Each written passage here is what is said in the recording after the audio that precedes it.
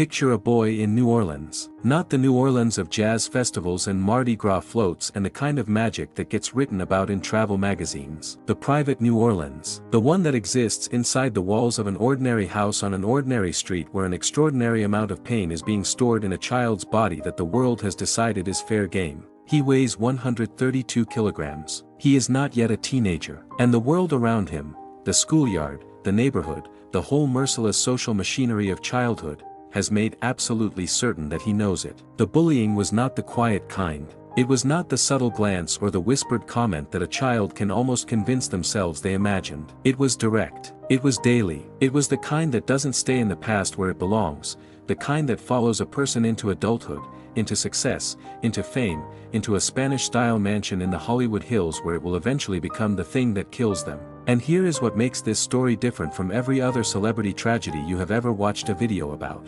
This boy grew up to spend 40 years telling the entire world that they were beautiful exactly as they were. He said it on television. He said it in sold-out fitness studios. He said it over the telephone at 2 in the morning to strangers whose names he had somehow found because they were struggling and he could not help but reach towards struggling people. He said it 10,000 times. He wept saying it. He held people's hands saying it. He just never once believed it about himself. And nobody knew. Not until a journalist received dozens of flower arrangements, each carrying a small card with 5 words on it. Not until a door that had been closed for a decade was finally opened. Not until it was, in the most devastating possible way, too late. This is the story Diane Sawyer finally told. And it is nothing like what the world thought it was. There is a reason Richard Simmons came from New Orleans specifically, not just biographically, spiritually. New Orleans is the only American city that has genuinely figured out the relationship between joy and grief. Everywhere else, these are treated as opposites.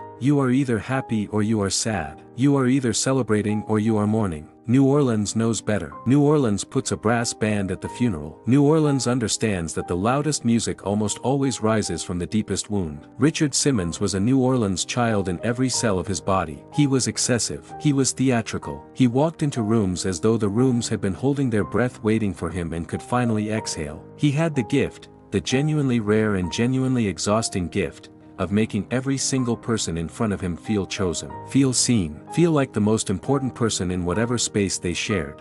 But before any of that, before the sequins, before the explosion of curls and the tank tops and the name on 20 million video cassette boxes, before the phone calls and the television show and the studio in Beverly Hills where people came not just to exercise but to feel for 1 hour that they were worth the effort. Before all of it, there was just a boy who didn't believe a single word he would one day teach the world. He was born July 12, 1948. He was heavy in the way that children are cruel about. And the cruelty he received didn't toughen him, it hollowed something out. It created a cavity inside him that he would spend the rest of his life filling with other people's joy. Giving and giving and giving until the giving itself became the only way he knew how to exist. Psychologists have a name for this pattern: the helper who cannot be helped, the healer who won't heal. The person who builds their entire identity around other people's worth because confronting their own feels too dangerous. Richard Simmons built an empire on that pattern. And the empire was real. The love was real. But the wound underneath it, that was real too. And it never closed. Not once. Not in 76 years. Something cracked open in him in Europe. He went to Florence, Italy in the 1960s. A young man from Louisiana standing inside museums and churches and galleries surrounded by beauty so old and so unapologetic it refused to negotiate with insecurity.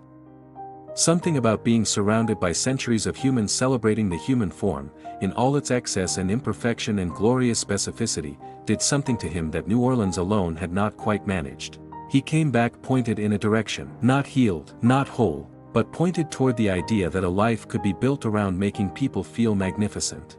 He arrived in Los Angeles the way ambitious young men from the American South have always arrived in Los Angeles. More desire than plan, more personality than portfolio, more hunger than strategy. He took whatever work he could find. He moved through the city on foot, through failure, through the slow accumulation of moments that don't announce themselves as important until years later. And then one afternoon, outside a grocery store, he saw a woman crying in her car. Most people would have kept walking. Most people would have told themselves it wasn't their business, that strangers don't want to be approached, that the polite thing to do is pretend you didn't see. Richard Simmons wrote her a note. He placed it on her windshield. The note said she was beautiful. She wrote him back. That exchange, that instinct to reach through the glass that separates strangers from each other, was the entire architecture of everything he would ever build. Every phone call at 2 a.m., every tear in a fitness studio, every moment he looked directly at someone the world had written off and said, "You are not the problem. You have never been the problem." It all started with a note on a windshield outside a grocery store in Los Angeles. In 1974, he opened Slimmins. The name alone tells you everything. Not a gym, not a wellness center with clean white walls and the cold implication that your body is a project requiring management. Slimmins. His name folded into the purpose. His identity inseparable from the mission. He set up this studio in Beverly Hills, a city that runs entirely on the proposition that worth is conditional, that it can be purchased or surgically achieved or starved into existence. Richard Simmons planted himself inside that contradiction and said the opposite every single day. And people came, because something in his approach was genuinely, radically different. He wasn't selling discipline. He wasn't selling punishment. He was dancing. He was crying with people he had known for 20 minutes. He was looking directly at men and women who had spent years being told their bodies were the problem and saying with everything he had, "You are not the problem. Come dance with me." Can you imagine what that felt like? After years of being told otherwise, television found him the way it always finds people who are too vivid for ordinary life. The Richard Simmons Show ran from 1980 to 1984. 4 years. 4 daytime Emmy Awards. Millions of viewers who turned on their sets in the morning and found something they were not expecting at that hour. Genuine warmth, genuine absurdity, genuine unironic belief that the people watching from their living rooms deserved to feel good about themselves before the day had even properly started. Then came Sweatin to the Oldies in 1988. A video cassette, a concept so simple it should not have worked. Richard Simmons in sequins, dancing to music from the 1950s and 60s, surrounded by real people of all ages and all sizes. None of the idealized, sculpted, carefully lit bodies that fitness marketing had always insisted were the only bodies worth showing. Real people, moving joyfully, looking like they were having the time of their lives. More than 20 million copies sold. Let that number sit for a second. 20 million. That is not a fitness product. That is a cultural document. That is proof of a hunger the industry had deliberately refused to feed for decades, the hunger of ordinary people to see themselves reflected in the act of taking care of themselves. To be told that movement is something to enjoy, not endure. That your body, right now, as it exists today, deserves joy. He was giving the world something it was desperately starving for. But here is the detail that always stops people when they hear it for the first time. He called them, not a form letter, not a newsletter, not a mass email or a social media post addressed to millions and experienced by no one. He personally called people who were struggling, people who had written to him, people who had been referred, people who had somehow drifted into the orbit of his attention. He dialed, he talked, he listened, he remembered specific details about their lives and followed up on them weeks later. Think about what that costs. Not in money, in attention, in emotional energy, in the daily choice to remain open, to refuse the insulation that fame almost always builds around a person, because fame trains you to protect yourself from the very people whose love created you. Richard Simmons refused that insulation for 30 years, and the refusal, the beautiful, exhausting, ultimately fatal refusal, was not only generosity. It was, in ways nobody understood at the time, also the only way he knew how to survive.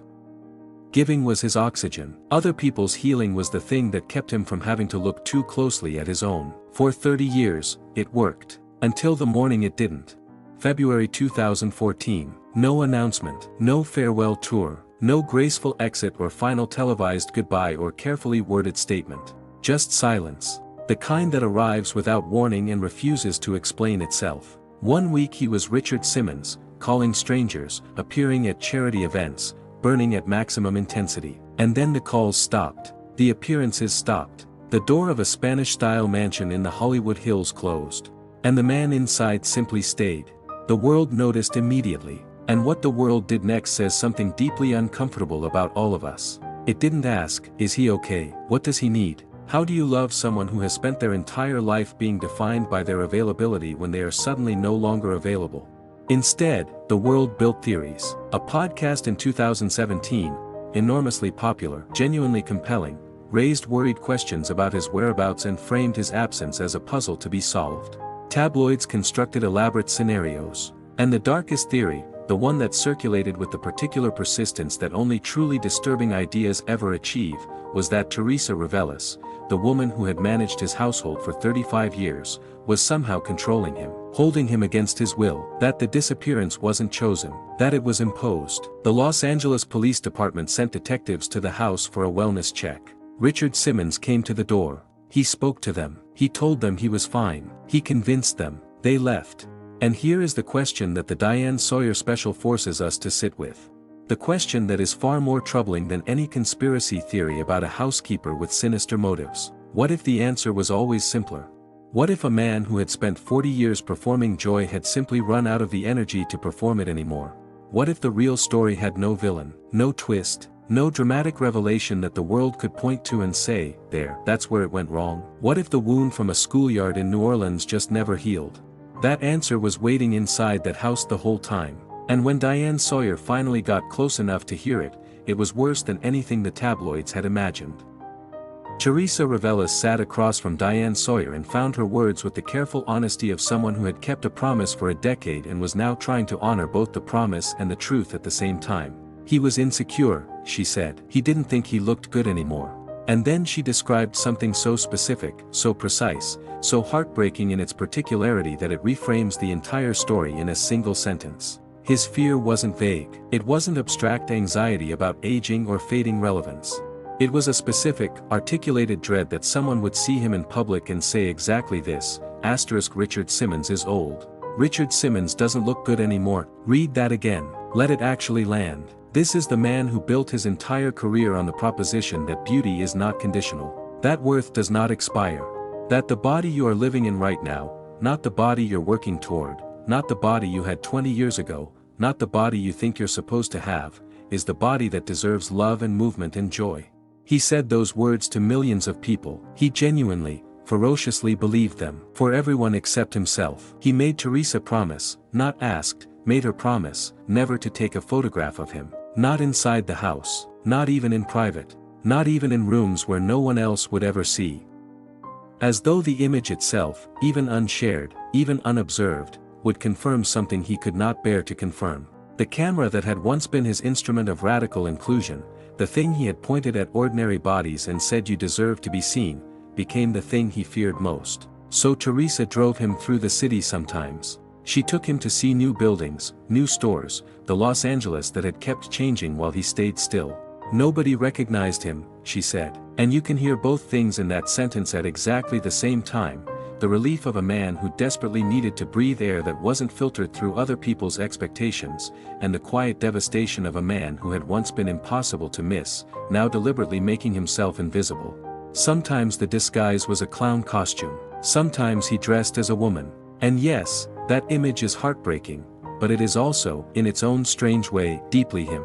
Because Richard Simmons had always understood costume. Had always understood the theatrical possibilities of reinvention. The difference is that there is a world of distance between a costume chosen as celebration and a costume chosen as concealment. His knees were failing him, and this matters more than it might seem. For a man whose entire philosophy lived in the body in motion, in dance, in the exuberant physical act of moving together, the loss of mobility wasn't just a physical limitation. It was an existential one. The body that had been his instrument, his message, his gift to the world, was betraying him. And Richard Simmons, who had always answered pain by dancing through it, could no longer dance. He had 6 Dalmatians. They were his constant companions through those years. Warm, uncomplicated, unconditional, the kind of love that doesn't look at you and see what you used to be, doesn't compare you to an archive of past appearances, doesn't need you to perform anything. The weeks became months, the months became years, and the world outside continued to theorize, continued to build its stories, because a world that loves a performer cannot easily accept that the performance has simply ended. It needs a villain. It needs a twist. It needs something more dramatic than a man sitting quietly with his dogs in a house in the Hollywood Hills, unable to recognize himself in the mirror. The truth was accumulating its weight in that silence, and it was still building. Right up until the morning everything stopped. He sent Diane Sawyer flowers. Not one arrangement. Not a polite professional gesture. Dozens of them, arriving with the extravagance that had always been his native language, each one carrying the same small card. 5 words. 5 words that contained an entire decade of silence and a decision that must have cost him everything to make. I trust you. Think about what it means for a man who had spent 10 years refusing to be photographed even inside his own home, who had been going out in disguise to avoid being recognized, who had built walls between himself and every camera in the world, to reach out to one of the most respected journalists in American television and send that note. To choose, after all of it, to be witnessed. Then he called her. And Diane Sawyer said something in the special that stops everything when you hear it. It was the old Richard. The voice, the warmth, the humor. The impossible sincerity that had once traveled through telephone wires into the homes and hearts of millions of people. Whatever the decade of silence had taken from him, and it had taken so much, it had not taken that.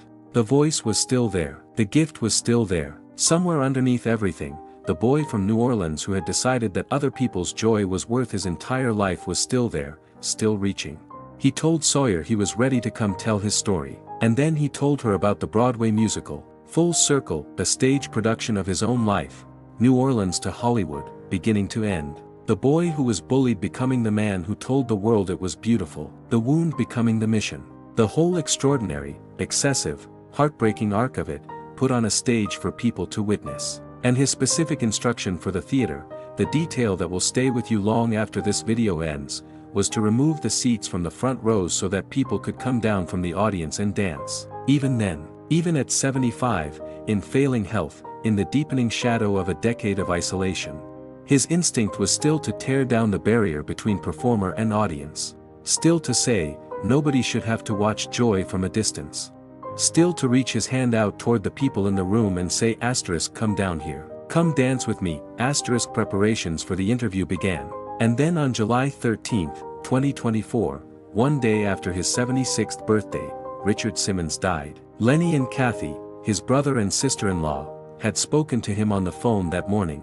He sounded, they said, a little off. That phrase, a little off, the way people describe someone they love when they do not yet know the conversation they are having is the last one. Teresa found him on the floor. He had been there for hours, immobile, injured, alone in the house with his 6 Dalmatians in the only place he had felt safe for a decade. The autopsy would later document significant bruising across his body. He had fallen, and he had not called for help, because he was afraid to go to the hospital. Not of death, not of pain. Teresa said he never complained about pain, regardless of its source, as though somewhere deep in the architecture of who he was, there was still that boy from New Orleans who had learned early that enduring quietly was safer than asking for what you needed. He was afraid of being seen. He was afraid of arriving at a hospital as Richard Simmons and having the world know that Richard Simmons had fallen. That the man who had spent his entire life rushing toward other people's vulnerability was now inside his own. That the body he had refused to let anyone photograph for 10 years would now be seen by doctors and nurses and eventually, inevitably, the world. Diane Sawyer said it plainly, because plainness was the only register equal to the fact. If he had not been afraid to go to the hospital, things might have been different. He was buried in his workout clothes, the sequin tank top, the shorts, the outfit that had been his armor and his identity and his gift, the visual shorthand for everything he believed about joy and movement and the radical act of showing up as yourself in a world that is constantly telling you not to. In death, as in life, he wore the uniform of his purpose. A celebration of life was held in New Orleans in October 2024. The city that made him, the city that understood, better than anywhere else on earth, that the loudest music rises from the deepest grief. The mansion in the Hollywood Hills, the house where the 6 Dalmatians kept him company, where the disguises hung by the door, where the decade of silence accumulated its weight in the absence of photographs and the presence of a loyalty so profound that Teresa kept her promise every single day for every single year, was listed for sale at $5.79 million. An address, a number, a house that held 10 years of a story the world is only now beginning to understand.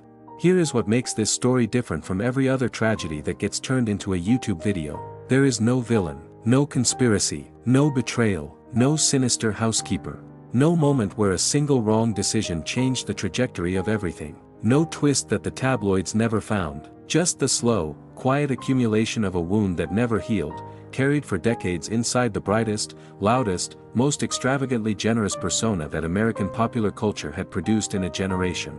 The particular cruelty of Richard Simmons' story is this: he was the most qualified person on earth to help himself. He had said the words. He had felt the truth of them. He had watched them transform thousands of people. He knew, intellectually and emotionally, that worth doesn't expire. That beauty is not conditional. That the body you have today, aging, imperfect, changed by time, deserves love.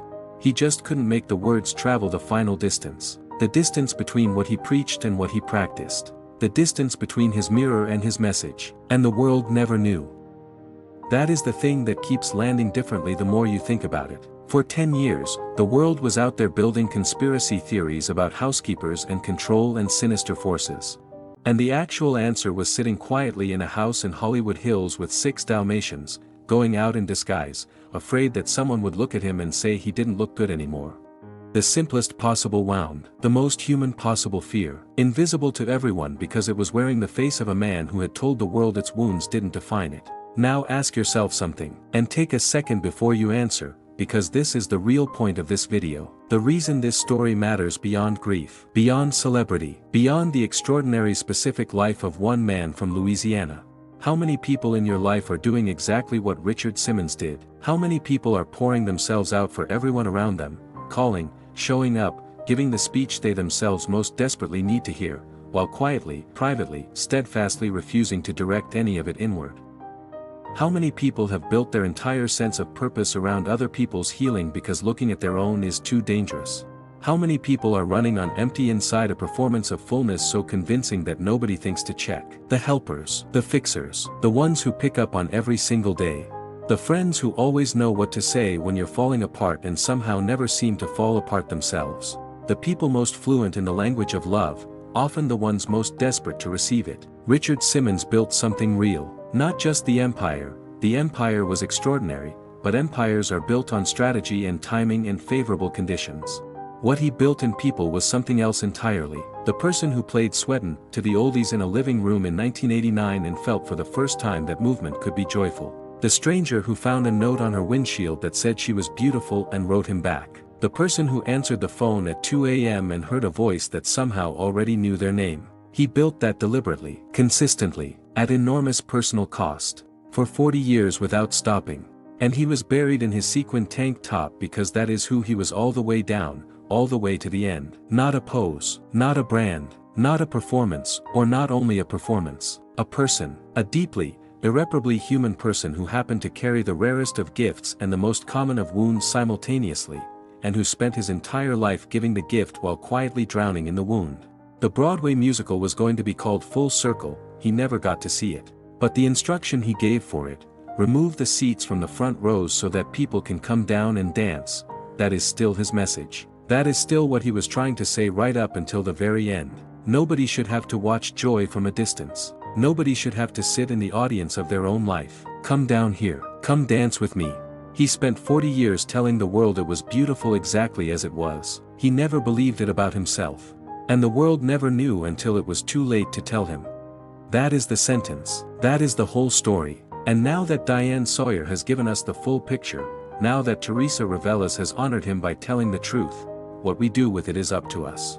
So tell us in the comments, do you have someone in your life like that? Someone who gives everything and accepts nothing? Someone who needs to hear the words they spend their whole life saying to everyone else? Because if this story teaches us anything, it is that the people most fluent in the language of love are sometimes the ones most desperate to receive it, and the least likely to ask.